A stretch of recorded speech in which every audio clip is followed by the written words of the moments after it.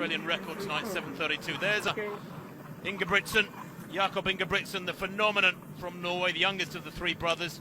McSweyn in good form. He won that 1500 in Zagreb in 3:32 just 2 days ago at a canter, frankly. The national record he's looking for is 14 years old. It's Buster Mottrams. Remember him?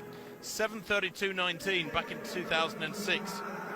Kiplimo in only his second race of 2020 there in the orange. Perhaps inspired by Joshua Cheptegei, his compatriot, who set a world record in Monaco at 5,000. Will certainly give a good account of himself here, the former world junior champion at cross country. He's only 19 years old, Kiplimo. But world number 3 at 5,000 this year with a big win in Ostrava 9 days ago, 12:49. Ingebrigtsen, an astonishing talent. Bizarrely, has never broken 8 minutes for 3,000 outdoors, but that, frankly, will be a formality. Holds the world junior record indoors for 1,500 metres. Remember that fabulous double at the Europeans in Berlin, over 1,500 and 5,000 at the age of 17. He'll be 20 on Sunday. Crippa, we've just zoomed past there, who's a very, very strong Italian who's improved in leaps and bounds this year. Reisi Radzin, some of the lesser lights. Abdikar Sheikh Ali of Italy.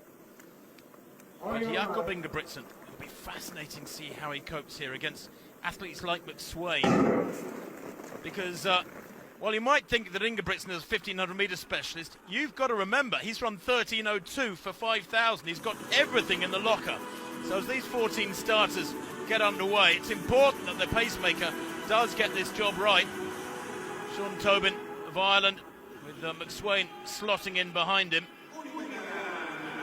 And you can tell it's pretty quick, Steve, because less than 30 seconds the clock and we're almost down to single file straight away. Yeah, through 200 there in about 30 seconds dead.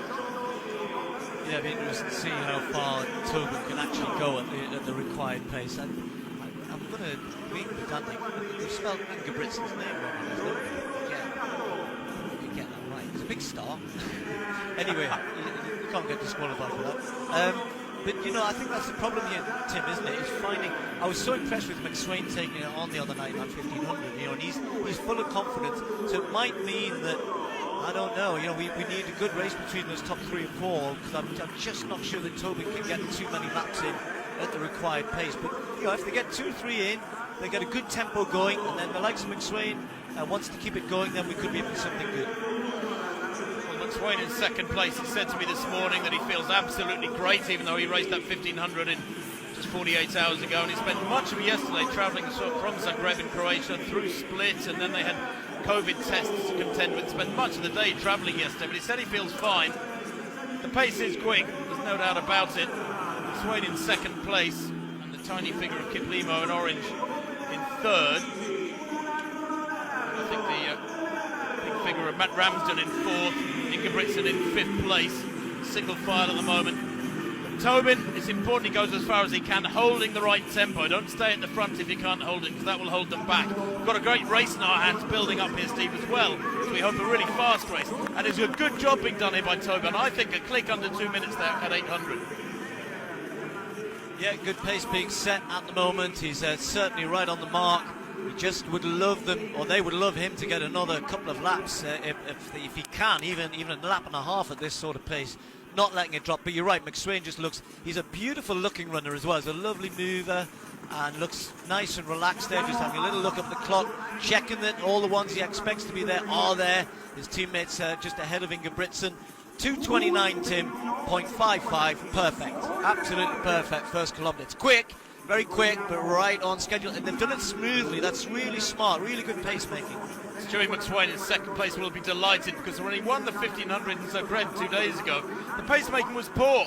After 2 laps, he went past the pacemaker and he banged in a 55-second third lap. That is viciously quick. He rips off his number there, his front number. But his third lap was so quick, he built up a big gap in the opposition, and he won comfortably in 3:32, a very quick time. But I think it was a case of what might he have done, maybe got that Aussie record at 1,500 if the pacemaking had been better. These 4 beginning to get away, Ingebrigtsen towards the back of the pack, and I'll tell you what, Matt Ramsden in 5th place, beginning to suffer. Crippa has gone past him there, and that's a red wine red Polizia top. He's in fabulous form.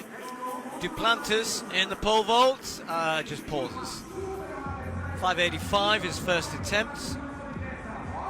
3 men left in this: Duplantis, Broders and Obiena. Those three, the only three. We saw Lavillenie, of course, fail. So Duplantis aborting that attempt. He's still got time on the clock though, but he's taking his time to go back. Maybe go back this 3,000. He says. Hopefully. Well, Duplantis is special, but this race is building into something pretty special as well. They go through 4 laps there in pretty much spot on 4 minutes. I'll tell you what, I think Sean Tobin's going to start setting personal bests pretty soon. From the front there, McSwain looks to almost be holding back. Kiplimo in second, Ingebrigtsen in third. Kripper hanging on to this quartet as Tobin moves aside now. He's done a fabulous job. But Ingebrigtsen, well, his season includes that fabulous European record at 1,500 in Monaco just a month or so ago. He also set a European record for 2,000 in Oslo back in early June at 450. He's got the full cupboard, if you so to speak, as these three, the big three, now get away. I thought Ramsden might stay with them a little bit longer. Tim, this is going to be quick. Let's see how high Duplantis can get here. 5:85 the bar set at. Whoa! Completely missing it there. Shake of the head. Got that all wrong. Thankfully came down on the mat. And I was going to say, Tim, this is quick. Watch them going through 2,000 metres here. It's going to be right on the 5-minute mark. And let's assume they're going to go quicker in the last kilometre, because they must do with 3 men there. Ingebrigtsen is still looking fairly comfortable. Looks like he wants to get closer to McSwain. Hats off, as you said, to Tobin. He's set this up beautifully. We are in for a cracking race here. It's going to be fast. Just over 2 laps to run then. Ingebrigtsen looking very relaxed. He's had not only Tobin, but other men in front of him as pacemakers for some 5 laps and more now, as McSwain glances up at the big screen. He can see what's going on behind him there. 2 laps to run at 59.83. He's gradually cranking it up, trying to turn the screw on the men behind him, who he knows are fabulously quick at 5,000, who he knows have great speed. Ingebrigtsen has astonishing speed endurance. Ryan Gregson, the Australian record holder at 1,500, ran 3:35 on Tuesday. Maybe he's feeling the effects of that one more than McSwain. But these three, with a lap and a half to run, battling it out. You could throw a blanket over them. Ingebrigtsen into second place. It's the highest place he's been yet. Ignore that caption, it's missing off McSwain, but he's there. He's at the front where he's always been. Ingebrigtsen now deciding he wants to be a little bit closer. Just feels Kiplimo might be a little tired as they're coming round. It'll be the bell this time. These three are set up for, all 3 of them are going to be rewarded with brilliant times, but who's going to come out on top here? How low can they go on this last lap? This is going to be incredibly quick, because Ingebrigtsen's off and Kiplimo follows. Ingebrigtsen running tactically supremely. 60.4 that penultimate lap. Now he gets to the front, and Stewie McSwain has got to hang on to their coattails, because that Australian record may be beckoning. Ingebrigtsen still looks so relaxed with that slightly forward lean of his powerful legs above a slim torso, and he just winds it up, and he never really looks like he's hit the throttle absolutely flat out. He just begins to imperceptibly accelerate, lengthens the stride. 200 to run, 6:59 there. They're going to go under 7:30 here surely, as Kripper shows that he's been feeling the pace. They're back in 4th place. He goes through. He's still going to run a great time, but let's see the race up front as Ingebrigtsen hits the home straight with just Kiplimo on his shoulder. Who's going to get there? McSwain there has got to hold on left to picture for that Aussie record, but Kiplimo battling towards the line, and he's going to get there. He's got the greatest strength. He's young too. They're both 19. What a race. 7:26.64. Boy, oh boy, one of the quickest times in history.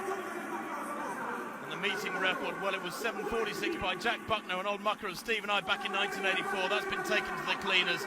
What a run, and it's not often, Steve, you see Ingebrigtsen outstrengthed by another 19-year-old down the home straight. What an astonishing run, and that, I think, will be very close to the European record. It's the 8th fastest time in history. Only 30 men in history have gone under 7:30, and only 2 Europeans amongst them. A national record for Ingebrigtsen, of course. But 7:27.05 for Ingebrigtsen behind Kiplimo's astonishing run at McSwain. Well, he smashes that Aussie record, 7:28.02.